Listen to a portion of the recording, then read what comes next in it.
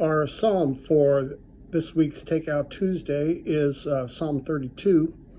As you can see, the title again, it's the joy of forgiveness. And of course, who knows that better than King David? This is the week where we will have Ash Wednesday and we begin Lent. So what an appropriate psalm for us to both read and pray this week. Read along with me. Happy are those whose transgression is forgiven, whose sin is covered. Happy are those to whom the Lord imputes no iniquity, and whose spirit there is no deceit. While I kept silence, my body wasted away through my groaning all day long. For day and night your hand was heavy upon me, my strength was dried up as by the heat of summer. Then I acknowledged my sin to you, and I did not hide my iniquity. I said, I will confess my transgressions to the Lord, and you forgave the guilt of my sin. Selah. Therefore, let all who are faithful offer prayer to you. At a time of distress, the rush of mighty waters shall not reach you. You are a hiding place for me. You preserve me from trouble. You surround me with glad cries of deliverance.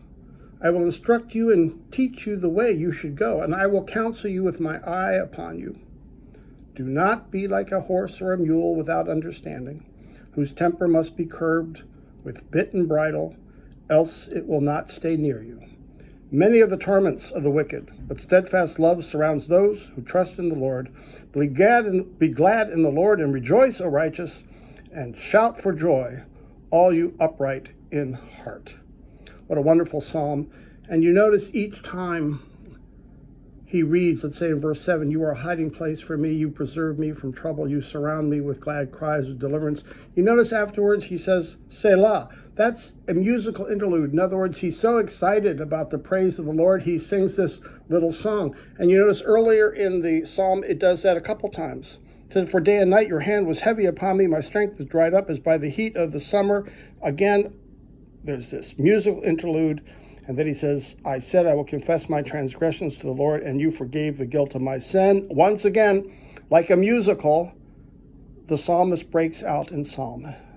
And so we also want to pray and ask for forgiveness and really trust in God's forgiveness this week. And when we hear those promises that God will forgive us, even in our prayer lives, break out and sing a song.